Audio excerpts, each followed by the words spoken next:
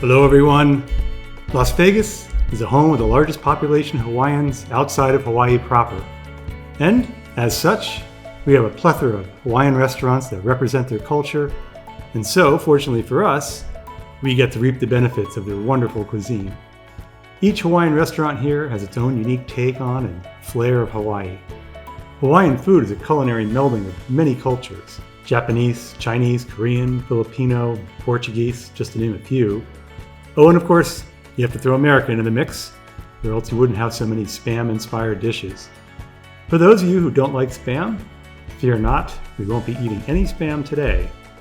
While I'm not overly convinced about Yelp ratings, if we were to use Yelp as a guide, today we're at one of the most popular Hawaiian restaurants in Las Vegas, Pacific Island Taste, located just a few blocks east of the Strip on Sahara Boulevard. Almost everything here is made from scratch, and most of the dishes are delicious.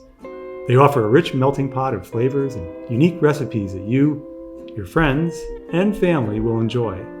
Make sure to stay tuned to the end as Pacific Island Taste has a special offer for our viewers.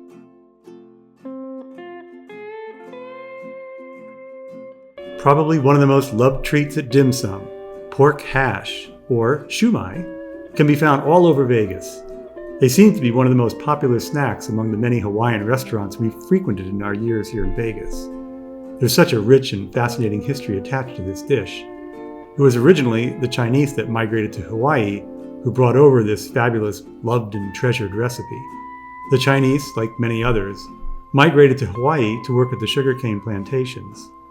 A mixture of ground pork and shrimp combined with garlic and Asian spices, then stuffed into a partial wonton wrapper.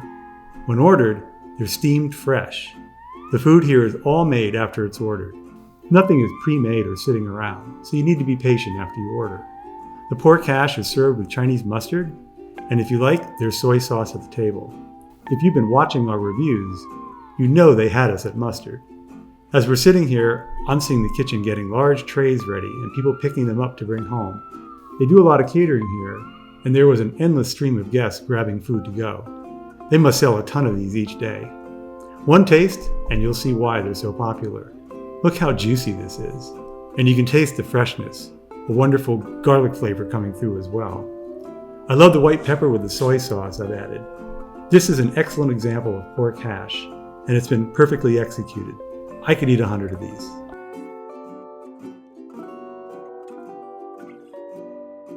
These are sort of a combination of American and Japanese cultures colliding into one big beautiful mess of a dish, and it's delicious.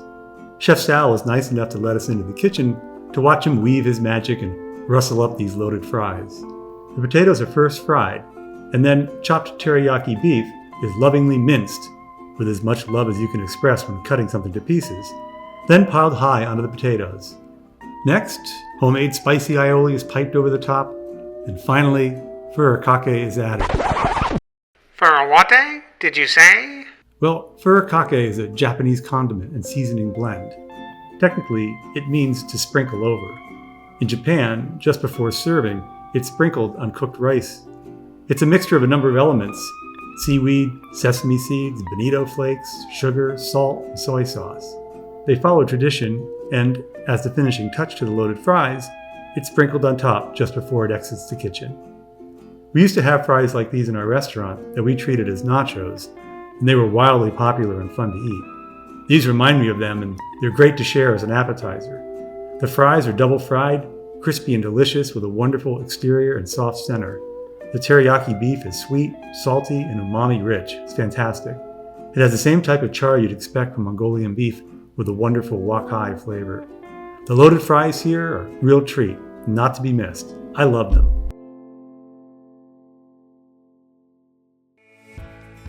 Welcome to Javier, our newest VIP member.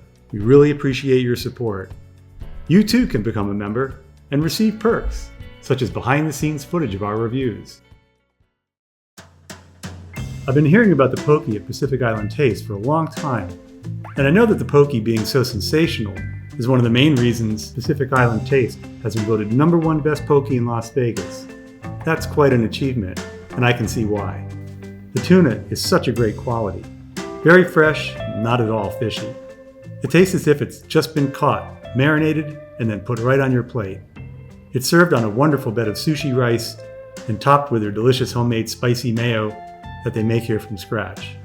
There's a very Japanese flair to this dish, and the flavorings of the marinated tuna. It's probably one of the best pokies I've ever tasted. I've been a huge fan of poke my whole life, and my old friend Monica from Oahu, she was obsessed with it. We tried it anywhere we could find it. In texture, the sauce is smooth and creamy, which contrasts with the firm texture of the amazingly fresh tuna. As a whole, the dish is salty, slightly sweet, and with a tart acidity. The predominant flavor comes from the homemade aioli and toasted sesame seed. I also love the rice and furikake mingling together in this beautiful dance. They're an irresistible element in this dish. I could eat this anytime.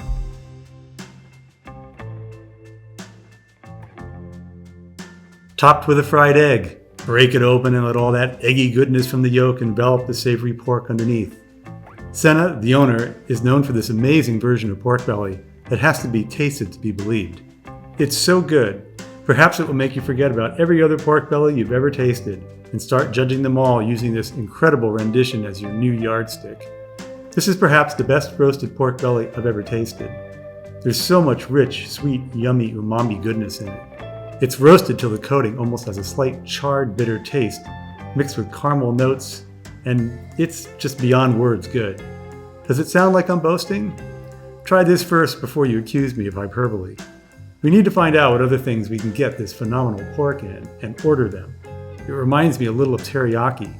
You can taste all the Asian hints in the seasoning. And if I had to guess, I'd say maybe soy or oyster sauce and a little sugar is used in this recipe. The pork belly is served in a bowl over rice, and it's topped with fresh homemade spice aioli and furikake flakes. Man, you have to do yourself a favor and try this. You can thank me later.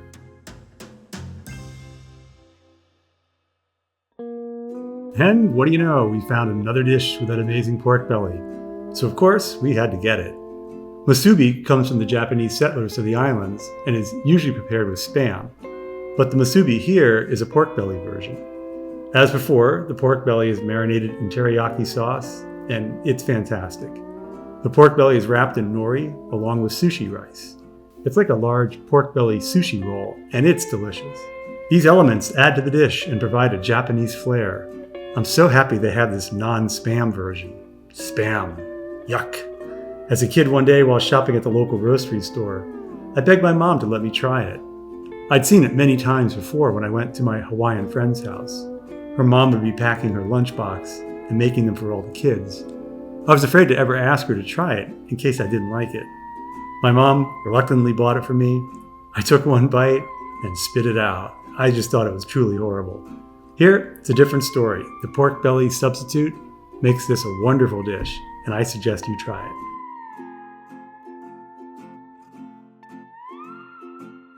This portion size is ridiculously small for $6.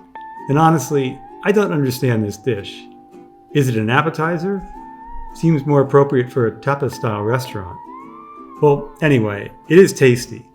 The Portuguese who migrated to the islands brought these sausages with them. Similar to linguiça in flavor, these have a fantastic bold chili flavor with hints of garlic, herbs, and paprika.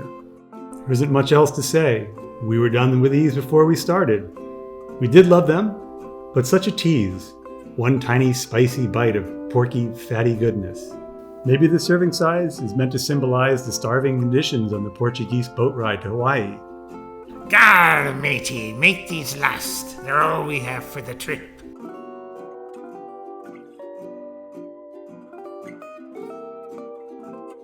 These are the Hawaiian version of char siu bao, and the Chinese brought them to Hawaii. They're one of our favorite dim sum items to get. These are not made here, they import them from Hawaii. So for all you islanders craving a taste of home, well, here they are. I do, however, prefer the more rustic, fluffier version of this dish, but these are great. I have noticed that Hawaiians like them wrapped up in a neat little package without that much sauce or filling, and I like them bursting with sauce and char siu pork. These definitely reminded me of the ones I had when I visited the islands. One thing, it's perplexing why a restaurant which prides itself on making everything in-house imports these rather than make their own. Don't get me wrong, they're delicious, and I could eat these all day. If you're a bao lover, you won't be disappointed.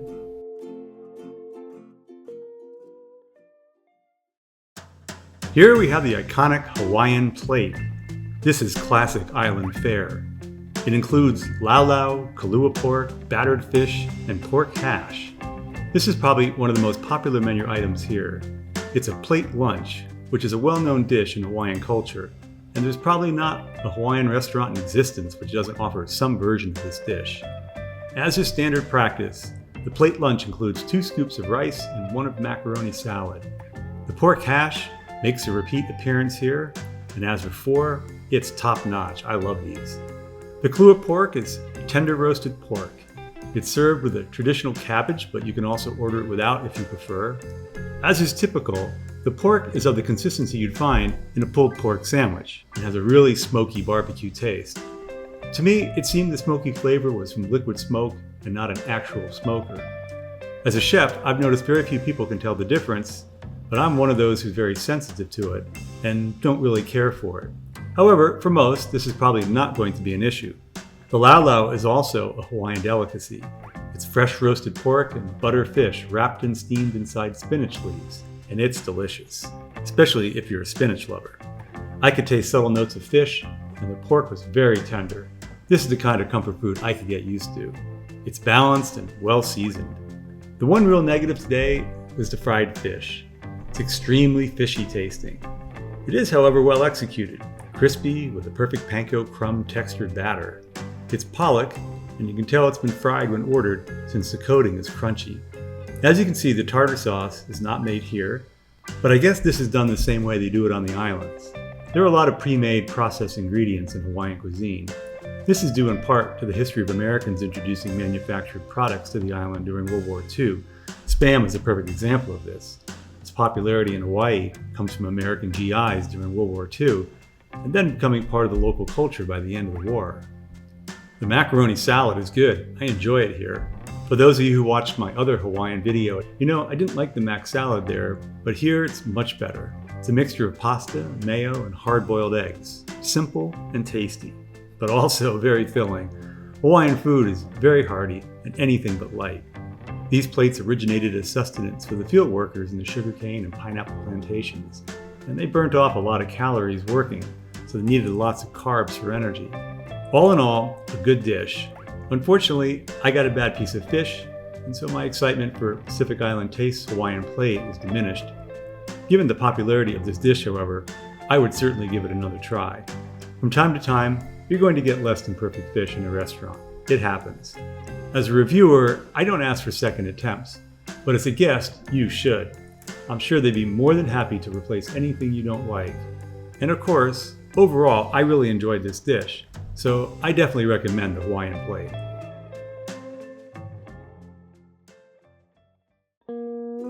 Chicken katsu is another dish that was brought to Hawaii from Japan. It's traditionally made with either pork or chicken cutlets that are breaded in panko breadcrumbs, then fried. In Japan, it's traditionally served with cabbage and sometimes with a peanut sauce. In Hawaiian cuisine, it almost always comes with a side of cocktail sauce, which on the surface seems a lot like ketchup. I love this chicken, it's so crispy and uber fresh. It's also perfectly seasoned and not at all greasy or bland. The chicken is dark thigh meat and very moist. Although Italian, as I've mentioned in other videos, my mom is from the South, so I consider myself a fried chicken aficionado. And this is some pretty good fried chicken. I prefer it without the sauce though. I know most islanders love this sauce, but I'm not a huge fan of it. I noticed on the menu after having this dish that they also offer it with a Japanese curry sauce, which I love. So I'd recommend ordering it that way. More rice and macaroni salad. I guess I'll be dieting tomorrow. Rice and I go way back, and I'm always a fan of rice, so a little dieting is not a problem. I also see for a $2 upcharge, you can replace the white rice with fried rice, or Simon, which is similar to lo mein. Anyway, I would definitely recommend this chicken katsu dish. It was wonderful.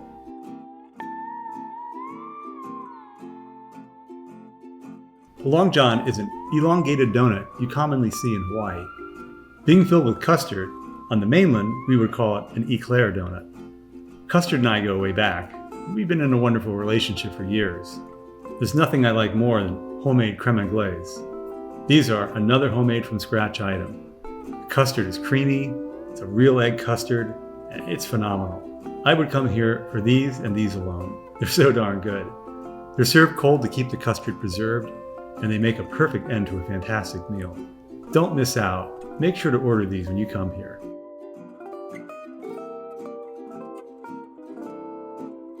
These are probably one of our favorite things here. Extremely crave-worthy and satisfying to the sweet tooth.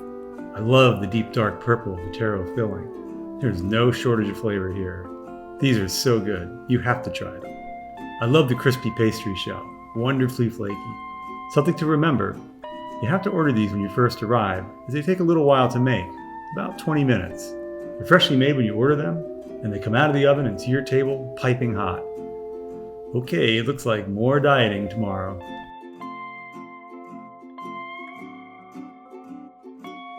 Well, we really enjoyed ourselves at Pacific Island Taste. It's a quaint little hole-in-the-wall island-style restaurant. Almost reminds me of a restaurant you'd find in Hawaii or right off a military base that doubles as a nightclub. Though they don't serve booze, they have a live band here weekdays till 2 p.m. and weekends. It's a fun atmosphere to get your fill of authentic Hawaiian food, and I'm greatly looking forward to my return visit.